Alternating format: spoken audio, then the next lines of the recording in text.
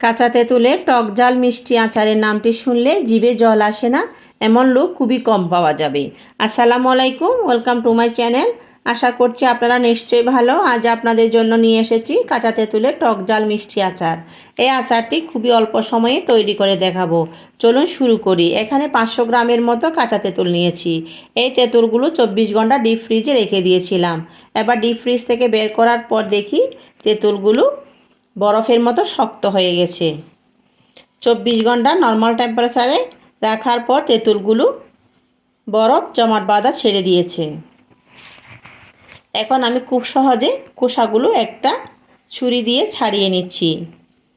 দেখুন কত সহজে খোসা ছাড়াচ্ছি।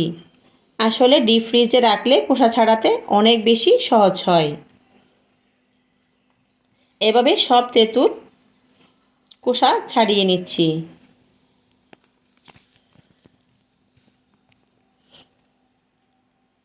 আপনাদের সুবিধার জন্য আরও একটা খোসা ছাড়িয়ে দেখিয়ে দিচ্ছি। এই তেঁতুলগুলো খোসা ছাড়ার সময় মনে হয় যেন সিদ্ধ করা আলু খোসা ছাড়াচ্ছি।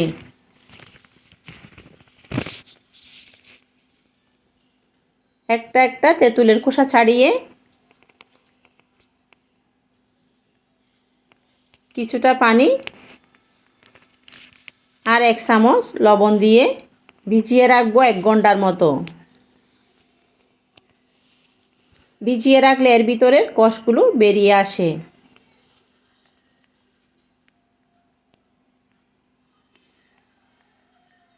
এবার একটা কাঁচি দিয়ে তেঁতুলের মাঝখানে কেটে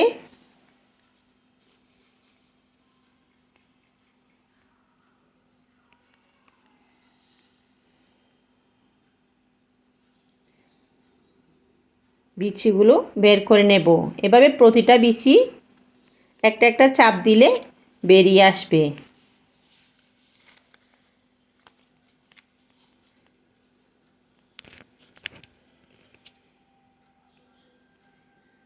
আবারও পানি দিয়ে ধুয়ে পানি ঝরিয়ে নিচ্ছি।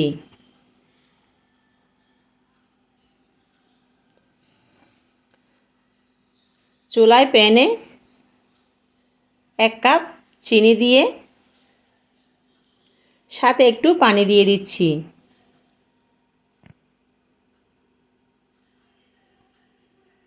ভালোভাবে মিশিয়ে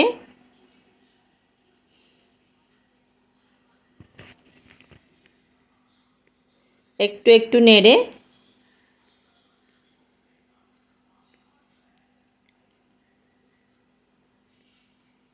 হাফ চামচ লবণ, হাফ চামচ হলুদের গুঁড়া দিয়ে দিচ্ছি।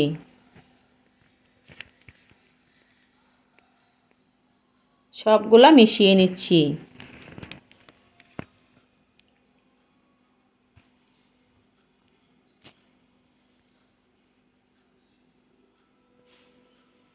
এবার তেঁতুলগুলো দিয়ে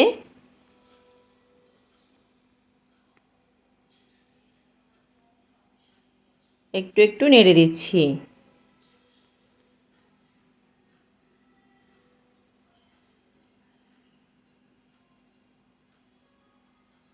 তেঁতুলগুলো চিনির সাথে সিদ্ধ হতে শুরু করেছে।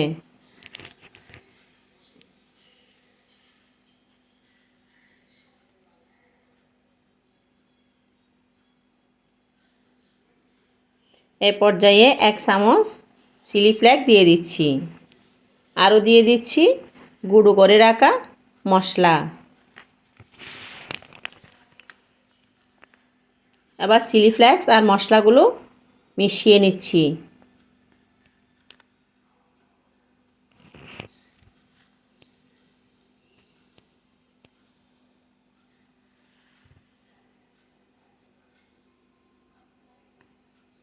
চুলার আঁচ কমিয়ে একটু পরপর ঘুরিয়ে ঘুরিয়ে নেড়ে দিচ্ছি যেন নিচে লেগে না থাকে। পানি অনেকটাই শুকিয়ে এসেছে।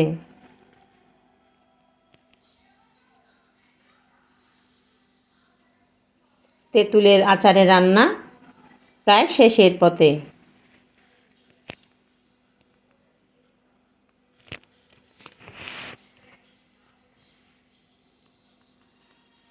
এরকম আটালো হয়ে আঙ্গুলের সাথে লেগে আসলে নামিয়ে প্লেটে নিয়ে নিচ্ছি। প্লেটে নিতেই দেখি মাশাআল্লাহ এত যে সুন্দর হয়েছে, আর মনে হচ্ছে শুধু খেতেই থাকি। এটা যে এত মজা, যারা এখনো পর্যন্ত খাননি তারা এটা টেস্ট এখনো পর্যন্ত আন্দাজ করতে পারবেন না। বিশ্বাস না হলে একবার বাসায় ট্রাই করতে পারেন আর আমার কথার সাথে মিলিয়ে নিতে পারবেন। ভালো থাকবেন আর আমার পাশে থাকবেন। আল্লাহ হাফেজ।